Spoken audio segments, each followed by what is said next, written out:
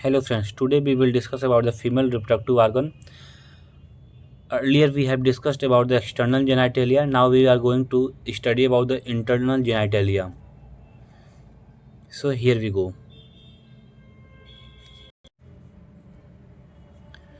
External genitalia पढ़ने के बाद हम अब इंटरनल जेनेटेलिया के बारे में पढ़ेंगे। इंटरनल जेनेटेलिया में यूटेरस सबसे मेजर होता है। ये एक पियर शेप का पायरिफॉर्म मस्कुलर ऑर्गन होता है जो कि हमारे पेल्विस में जो कि फीमेल पेल्विस में सिचुएटेड होता है। It is situated between bladder and rectum, position एंटीवर्जन and एंटीफ्लेक्शन। जो यूटेरस होता है उसके आगे साइड में ब्लैडर होता है, यूरिनरी ब्लैडर, और पीछे साइड में रेक्टम होता है। ये आगे की तरफ झुका रहता है और आगे की तरफ मुड़ा भी रहता है। इसका स्ट्रक्चर कुछ ऐसे होता है। ये आगे की तरफ झुका भी है और आगे की तरफ मुड़ा भी है। अगर ये पीछे होता तो हम इसको रेट्रो कहते हैं।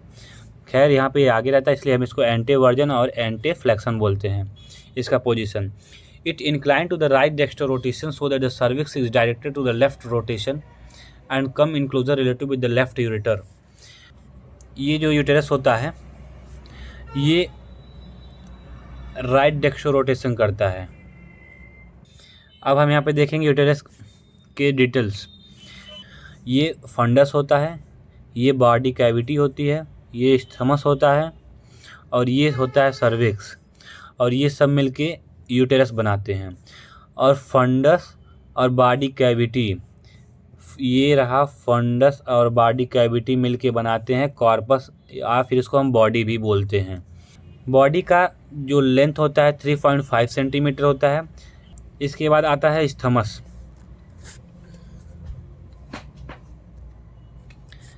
ये कॉर्पस है,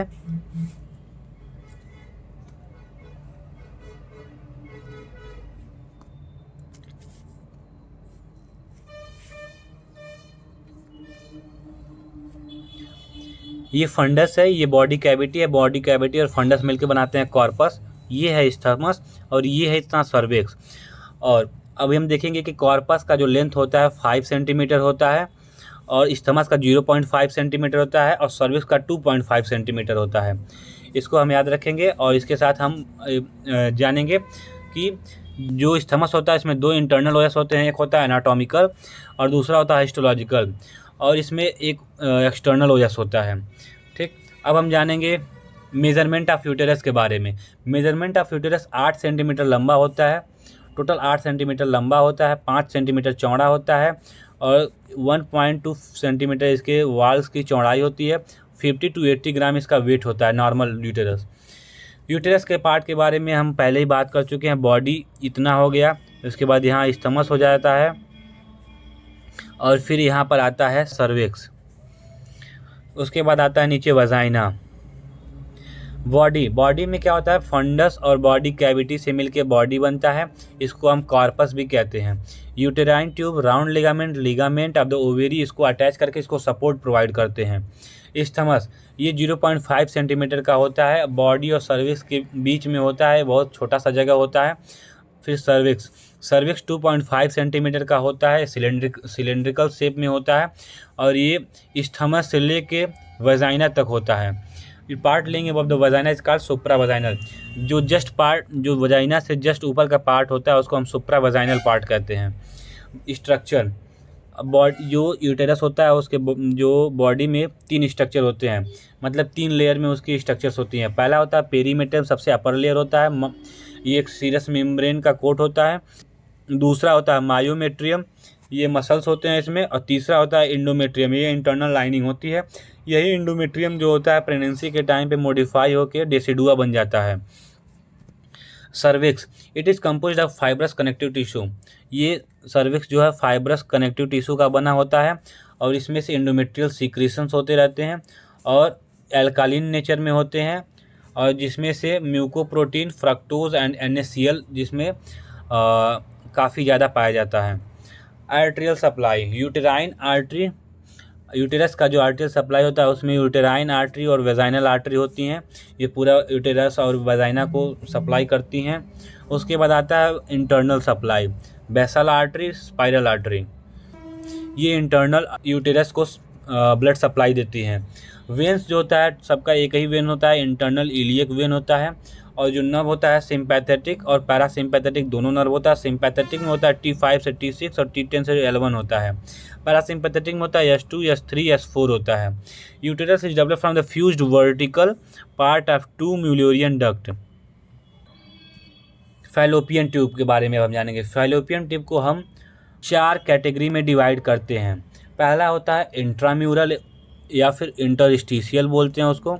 दूसरा होता है स्टमस, तीसरा होता है एम्पुला, चौथा है इनफंडिबुलम। इंट्राम्यूरल सबसे स्टार्टिंग का एक एनाटॉमिकल स्फिक्टर जैसा शेप होता है जो कि काफ़ी पास में होता है, जो सबसे पास होता है यूटेरस के।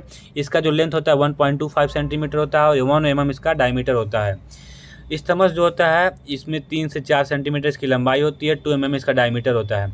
एम्पुला सबसे लंबा होता है, इसकी 5 सेंटीमीटर का लेंथ होता है। और उसके बाद इनफंडिबुलम होता है, 1.25 सेंटीमीटर का इसका लेंथ होता है और इसका डायमीटर 6 mm होता है। एम्पुला में ही फर्टिलाइजेशन होता है। ये हम अब डायग्राम में देख सकते हैं। ये हो गया इंटरस्टिशियल या फिर इंट्राम्यूरल, ये एक स्फिक्टर टाइप का है। इसके बाद आता है स्टमस, यहाँ से इतना आ गया एम्पुला और इधर आ गया इनफंडिबुलम। और इनफंडिबुलम आके यहाँ पे यूटेरस से ओव्यूलेशन होने के बाद यहीं से ये रिसीव करता है और फिर यहाँ से यहाँ लाता है एम्पुला में और यहाँ पे स्पर्म आ जाता है और यहाँ पे हो जाता है फर्टिलाइजेशन। अब हम देखेंगे स्ट्रक्चर के बारे में। इसमें भी 3 स्ट्रक्चर होते हैं। इसका पहला सबसे ऊपर का सीरस होता है, बीच में मस्कुलर होता है और तीसरा अंदर का सबसे म्यूकस मेम्ब्रेन होता है। सीरस इसको सबसे ऊपर से कोटिंग प्रोवाइड करता है। मस्कुलर जो होता है ये लॉन्गिट्यूडनल और इनर सर्कुलर होता है। Arrange in outer longitudinal, longitudinal मतलब इस शेप में मसल्स रहते हैं और इनर सर्कुलर मतलब इसको ऐसे ऐसे रहते हैं। सो ये काफ़ी स्ट्रॉन्ग मसल्स होते हैं। फिर आता है म्यूकस मेम्ब्रेन। म्यूकस मेम्ब्रेन में 3 टाइप के होते हैं। एक कॉलमर एपिथेलियल होता है, कॉलमर सिलिएटेड एपिथेलियल होता है, सीक्रेटरी कॉलमर सेल होता है और पेक सेल होते हैं। इन सब का काम सीक्रेट करना होता है, म्यूकस सीक्रेट करते हैं। अब हम इसे फंक्शन के बारे में जानेंगे। फैलोपियन ट्यूब का क्या फंक्शन होता है। ये गैमेट्स को ट्रांसफ़र करता है, फैसिलिटेट फर्टिलाइजेशन करवाता है एंड जाइगोट को सर्वाइव करवाता है। क्योंकि जब यहाँ पे जाइगोट बनता है फर्टिलाइजेशन के बाद, उस टाइम ये फैलोपियन ट्यूब में ही होता है। उस टाइम ये फैलोपियन ट्यूब में ही होता है, जिसकी वजह से इसको सर्वाइवल कराता है फैलोपियन ट्यूब। इसका ब्लड सप्लाई जो होता है यूटेराइन और ओवेरियन ब्लड सप्लाई होता है और venous drainage is through pampiniform plexus. जो इसका वीनस ड्रेनेज होता है पैम्पनीफॉर्म प्लेक्सस होते हैं। ओवेरी एक 2 पेयर होते हैं फैलोपियन ट्यूब से और इधर पेरीमेट्रियम से कनेक्टेड होते हैं और इनका काम होता है जर्म सेल को मैच्योर करना, स्टोर करना और रिलीज करना। इनका जो कलर होता है पिंकिश ग्रे कलर होता है। सरफेस इसका स्क्वायर्ड होता है और इसका साइज जो होता है 3 सेंटीमीटर इंटू 2 सेंटीमीटर और इसका जो थिकनेस होता है 1 सेंटीमीटर होता है। उसके बाद ये हम इसको अंदर देखते हैं इसमें क्या होता है। देखिए इसमें प्रिमोर्डियल फॉलिक्यूल्स होते हैं। प्रिमोर्डियल फॉलिक्यूल्स हम इसको कब तक कहते हैं। प्रिमोर्डियल फॉलिक्यूल्स तब तक कहेंगे जब तक मीनार्के स्टार्ट नहीं होता। जब मीनार्के स्टार्ट हो जाता है तो हम इसको कहते हैं प्राइमरी फॉलिक्यूल या फिर ग्राफियन फॉलिक्यूल्स। अब ग्राफियन फॉलिक्यूल्स डेवलप होता है जब FSH रिलीज़ होता है तो प्राइमरी फॉलिकल डेवलप होता है और ये यहाँ से ये डेवलप होके काफ़ी बड़ा जाता है और ग्राफियन फॉलिकल एक बार जब ज़्यादा बड़ा हो जाता है तो रप्चर कर जाता है और रप्चर करके यहाँ से निकलता है एग, जिसको हम ओवम भी कहते हैं, एग भी बोलते हैं। ओव्यूलेशन हो जाता है, ओव्यूलेशन के बाद ये एग चला जाता है फर्टिलाइजेशन के लिए और यहाँ बचता है इसको जो बचा हुआ पार्ट होता है उसको हम बोलते हैं कार्पस ल्यूटियम। ये कार्पस ल्यूटियम 12 वीक तक प्लासेंटा का काम करता है। उसके बाद जब प्लासेंटा बन जाता है तो ये कार्पस ल्यूटियम भी खत्म हो जाता है। इसका काम होता है प्रोजेस्टेरॉन को सीक्रेट करना। Ovary has 2 end, tubal end uterine.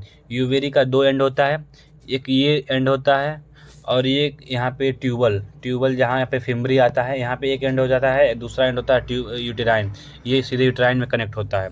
और ये यहाँ पे फिम्बरी आता है तो यहाँ पे इसको हम बोलते हैं, इसको हम बोलेंगे tubal end. Has two border, इसमें दो बॉर्डर होता है, एक मेसोवेरियम होता है, एक फ्री पोस्टीरियर होता है। It has two surface, medial surface and lateral surface. The structure, the ovary is covered by single layer of cuboidal cell is known as the germinal layer. अब इसका हम स्ट्रक्चर के बारे में बात करेंगे। सबसे ऊपर का जो लेयर होता है इसमें जर्मिनल एपिथेलियम बोलते हैं, और वो क्यूबिकल सेल्स का बना होता है, एक सिंगल लेयर होता है। उसके अंदर आता है कॉर्टेक्स, स्ट्रोमा सेल पाए जाते हैं इसमें। और इसके बाद during reproductive period cortex cover follicles known as the functional unit of ovary.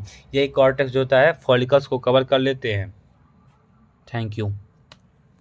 I hope you understood this lecture. Thank you.